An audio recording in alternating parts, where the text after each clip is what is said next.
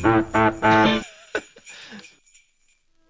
ho, ho! Bah, Crumbug! It's time for a festive episode of Canonically Crumb, the holiday show that explores the comics and characters of the Crummyverse. Christmas time. It's a major part of the American cultural landscape. It became popularized around the beginning of the 20th century.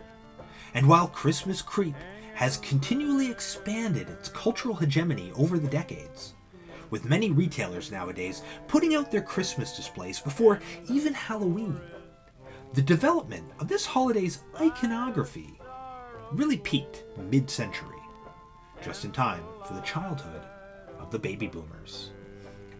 And indeed, Christmas can often feel like being trapped inside the dying brain of a baby boomer. You know, when 25 of the 30 most performed Christmas songs were recorded before 1965? And all of the canonical characters of American Christmas were largely established over this same period too. So while Santa Claus and Mrs. Claus and Frosty the Snowman and the Little Drummer Boy and Rudolph the Red-Nosed Reindeer all might seem like collectively owned cultural myths, only the Clauses are in the public domain. Rudolph was created in 1939 as a promotional booklet for the Montgomery Ward department store. The Little Drummer Boy was written in 1941, and Frosty the Snowman was written by Jack Rollins and Steve Nelson and first performed by Gene Autry in 1950, when Robert Crumb was just 7 years old. I mention all of this because I think it's easy to assume that these characters are part of some cultural heritage, spanning centuries, instead of some crass commercial simulacrum of the authentic folk tradition that we're robbed of under capitalism.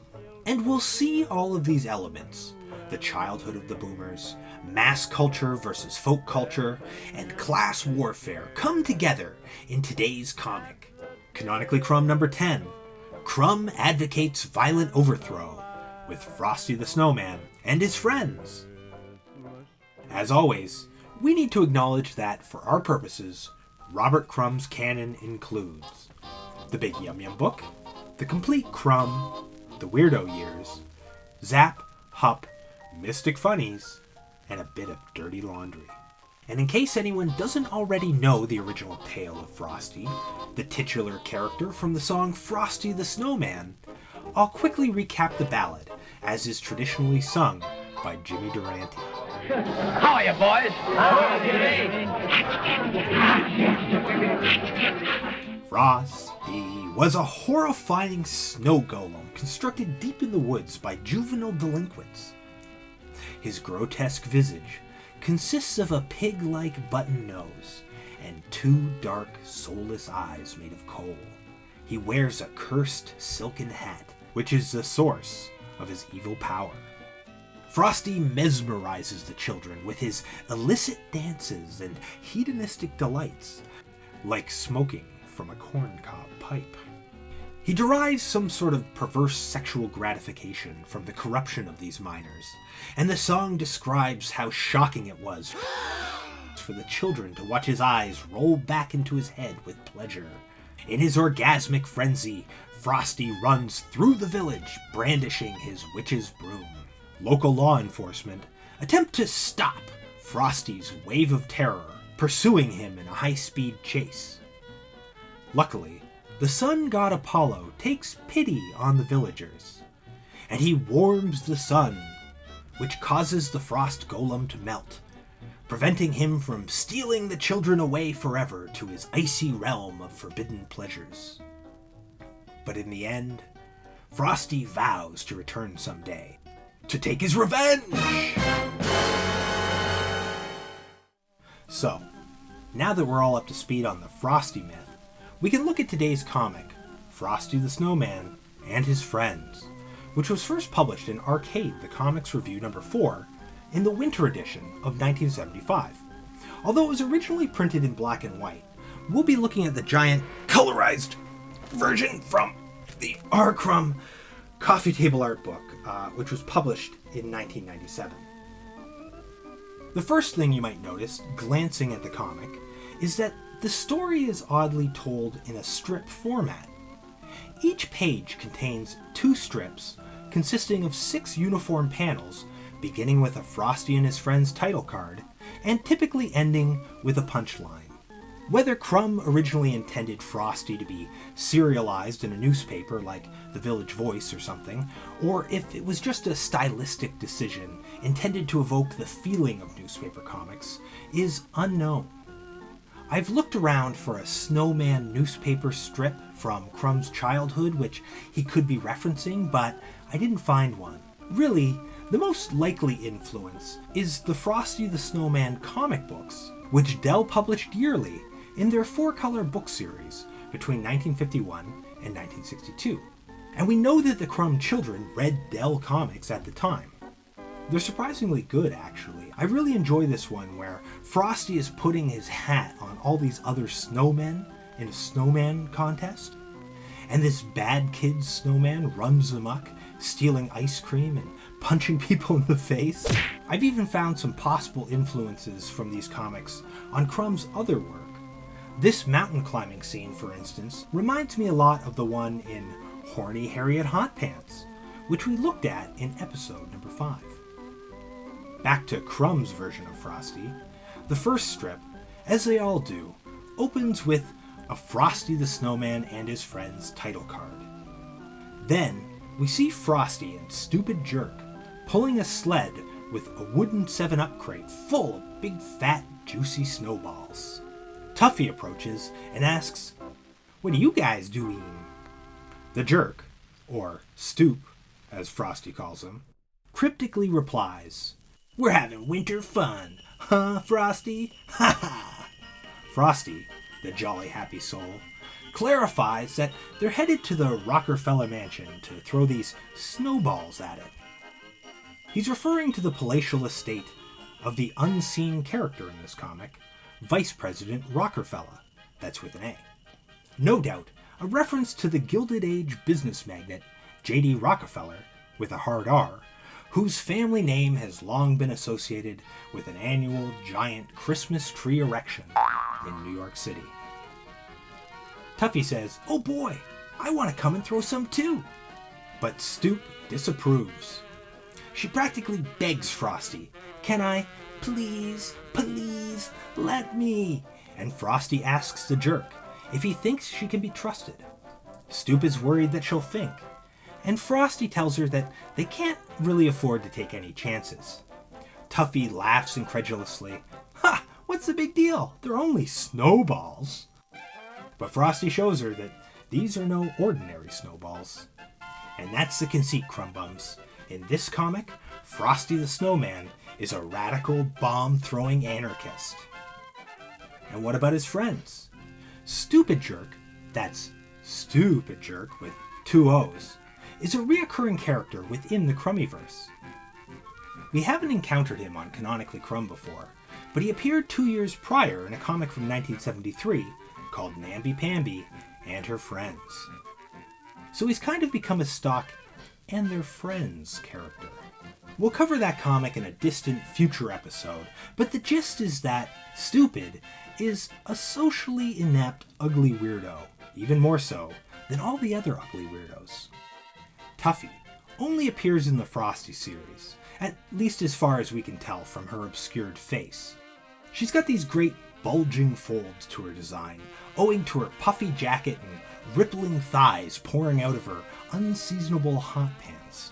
You can really see how exaggerated her form is in this early sketchbook drawing of her, as well as this presumably alternative version, which would have been much less memorable. She's got a playful affectation to her speech, like when she asks, "What are you guys doing?" And she's fiery and she gets some good lines. Crumb might have been influenced in her design by Frosty's friends in this Dell comic from 1955. Both this girl and Tuffy have exposed legs, and that would have driven me crazy as a kid. "Aren't her legs cold?" And even Stoop looks like he's dressed a bit like this other kid. But I could be reaching, so let me know your thoughts in the comments. Their plan, to blow up the Rockefeller mansion with bombs disguised as snowballs, makes Tuffy nervous. But Frosty just smiles, saying, "Trouble in paradise for the robber barons."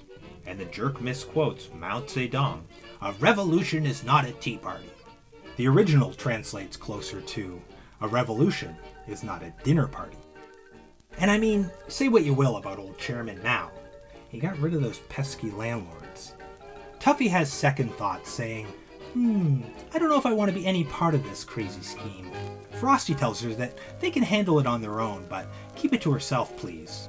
And stupid jerk assures him that she'll keep it to herself all right if she wants to stay healthy. But the jerk's threat is just inept enough to convince her that she'd better come along after all to make sure these nuts don't get hurt. In the third strip, Tuffy asks a lot of questions. Whose idea was this? A group decision. What group? A secret group. What do they hope to accomplish? To make the ruling class aware of the will of the people. How are you going to get onto the estate grounds? A map. Where did you get it? Who made it? And won't there be guards?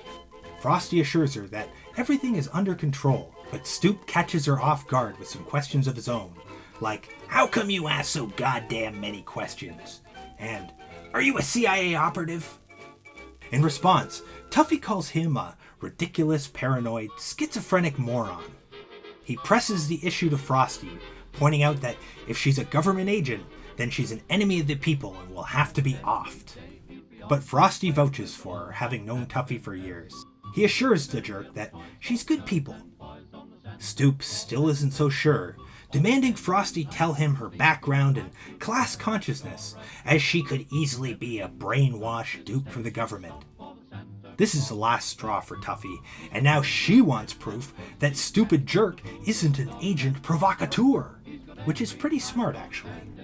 The jerk asserts that his well-known political work, 10 years of struggle in the movement, puts him above reproach, and he demands to see her credentials, calling her, "You fat-faced brat." When I initially saw Stupid Jerk in this comic, I assumed that he'd become politically radicalized after being rejected by women and abandoning his big city ambitions to work the family homestead in Namby-Pamby and her friends. However, if his 10 years claim is to be believed, Stoop's political leanings were already well established by that point. Though it seems the experience has radicalized him against women, judging by his hostility towards Tuffy in this comic. With a bam, wop, bonk, Stoop and Tuffy duke it out in a fight cloud, and Frosty delivers the punchline, "Why do these radical group efforts always end up like this?" Strip 5 is what you might call Crumb's id portion of the comic, as we get multiple gratuitous shots of the large-legged Tuffy wrestling with Stupid Jerk. And of course, we see some variation of a man pounding on a woman's ass which is so tough she can barely feel it, time and time again in the Crummyverse. This strip also features the most that we see of Tuffy's face, with this over-the-shoulder rear shot and sticking her tongue out in the final panel of the strip. They call each other some pretty harsh names: fascist running dog, Stalinist Hitler boy dictator, lackey tool of the bourgeois reactionaries, and a little tin Jesus. But at least they restrain themselves from using the dreaded L word, lib. In the end, Frosty breaks the two up and they continue with the mission. Under cover of night, the comrades pass through the woods en route to the Rockefeller estate. They approach an unanticipated fence, and Tuffy admits that she finds the deathly quiet of the woods unsettling. The jerk tells her to go home and that this is a job for true revolutionaries only. He calls her a big baby, and before Frosty can stop him, he absent-mindedly begins climbing the electric fence. Yow! In the final panel, Tuffy cradles Stupid Jerk, ironically like a big baby, and she delivers the punchline. Poor Stupid Jerk, he got what's coming to him. The title card for strip number 7 reads The Adventures of Frosty the Snowman and His Friends, as opposed to just Frosty the Snowman and His Friends. I don't know, maybe this space felt a little empty? It's different though, I don't know why. The jerk curses Rockefeller, that lousy stinkin' capitalist swine, while Frosty ponders a way to get past this fence. Tuffy offhandedly adds, only to run into God knows what other barriers. But Stoop reminds her not to demoralize the troops with defeatist remarks, which is good advice. Then, Tuffy notices something. Dropping the jerk with a plop, she points out a stray branch growing over the fence. As a top-notch mountain climber, Tuffy thinks she can climb the tree with the bomb strapped to her back, and Frosty thinks it could work. Given the volatility of dynamite, this is a pretty gutsy maneuver, and even Stupid Jerk kind of agrees that she's a hero of the people and it's good that she came along. But the plan fails miserably. Tuffy is blown to smithereens. Just kidding. The plan works perfectly, and Tuffy lands on the other side of the fence with a ta-da! Nothing to it. With the electrified barrier in their rear view mirror, our heroes march ever onward. Frosty celebrates Tuffy's climbing ability, and she says that physical fitness is important to the Rev. Crumb, of course, is a well-known fan of female physical fitness. And if you'd like to, appreciate page after page of drawings of fit women with muscular rear ends, check out any issue of Art and Beauty magazine, which will no doubt be the subject of a future episode of Canonically Crumb. Suddenly, they hear a noise. It's a Secret Service vehicle approaching, and our heroes duck into the trees out of sight. Frosty pulls the old "nobody here but us snowmen" routine, which causes these middle-aged GI generation goons to stop and examine the incongruous snow sculpture before resolving to smash it down. But the three comrades neutralize the Secret Service thugs with a bop, a bonk, and a doof. And they even steal the Jeep. They're making good time now as they race towards the stately Rockefeller mansion. Inside, they're preparing to use the Jeep as an improvised explosive device. Frosty jams up the gas pedal while Stoop lights the fuses, laughing, 7 hot ones coming up. And they bail from the vehicle as it key-rashes into the front of the house and explodes with a kablooey! The final strip in the series opens with the most stylized of the title cards. I mean, just look at this. Without his copyright info, you'd never guess it was Crumb. Then, we see the heroes of the people basking in the literal glow from their handiwork. Tuffy says, "We doed it!" while the jerk offers a festive, "Merry Christmas, assholes!" and Frosty calls it a historic moment. The gang flee the scene of the crime, and Tuffy wonders if anybody got killed in there. The next day, back in town, Frosty and his friends pick up the daily newspaper. But they're not interested in the big Xmas beef sale, which offers your choice of 3 big beef bundles. They're looking at the headline that says, "Rockefeller Home Destroyed by Terrorist Bomb." The article reads, "The stately old Rockefeller mansion was almost completely leveled last night by a runaway Jeep loaded with high explosives. No one was in the main building when the explosion occurred. An unknown terrorist group is believed to be responsible for the act. Vice President Rockefeller's only comment was, 'I'm not terribly upset. The old place needed a lot of work anyway. The plumbing and wiring were going bad. With my billions, I'll have a nice big brand new house put up in time for my annual New Year's banquet. And it'll be bomb-proof, you can bet on it.'"